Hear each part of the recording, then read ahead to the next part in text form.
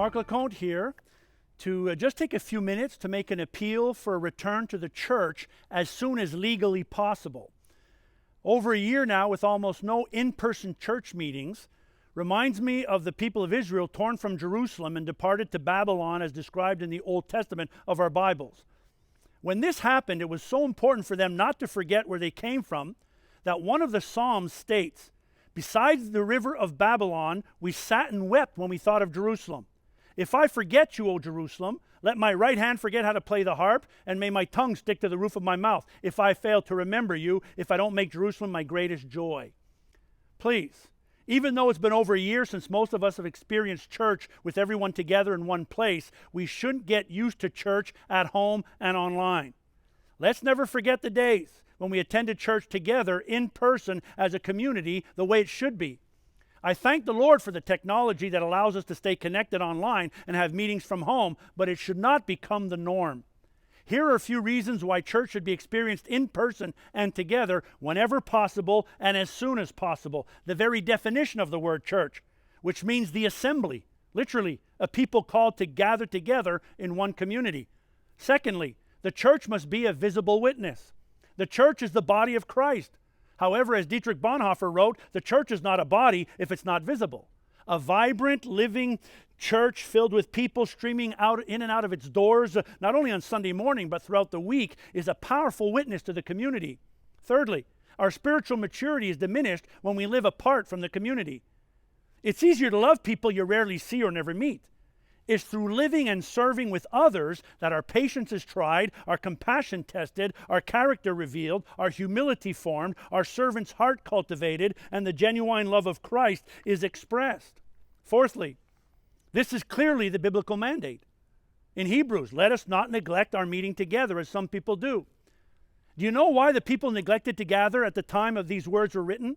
It was due to intense and fierce persecution. Do you know why people today would forsake the assembly, even when we're permitted to meet again? Convenience and comfort. The habit of staying home without the hassle that comes with having to travel on Sunday mornings and without the risk of being disturbed by others. In the New Testament era, it was persecution that deterred people from going to church. For us, it's the inconvenience. Fifthly, worship is best in community. Let's be honest. Music and worship online can be spectacular, impressive, and very professional, but it will never replace the experience of raising our voices and sometimes our hands with a full congregation. Now, I may be wrong, but I'm guessing that most of us are more likely spectators of the worship coming through our screens than we are participants. The authentic experience of group worship is probably what I miss the most since the lockdown of our churches. Also, the need for mentors and role models. How can we follow the example of Christian men and women who are role models and be living examples ourselves if we are never together? Seventh reason. It is almost impossible to practice and apply the more than 25 natural and spiritual gifts described in the New Testament without community. And how about our children and youth? The positive impact of the church on the lives of children and youth should not be underestimated, nor the impact regular church attendance has on a child's perspective regarding the importance of God and His kingdom in our lives. Nothing diminishes a child's appreciation for the value of the church more than a sporadic attendance, only when it's convenient because we have nothing else to do on a Sunday morning. There's also Holy Communion. It was so important for the early church to share bread and wine together in person that the Apostle Paul asked Christians who arrived early for the celebration to wait for the others before eating or drinking. And this is why he emphasizes patience and the sharing of resources, as well as the church as a body in his instructions on the Lord's Supper. There's also the importance of community and the dangers of isolation. Isolation and loneliness not only affect our thoughts, but make us more vulnerable to temptation and addiction. Sociologists, doctors, and psychologists are now discovering what the Bible has been teaching us literally from the beginning. One of the first phrases out of God's mouth was, "It is not good for man to be alone." And lastly, heaven will not be virtual.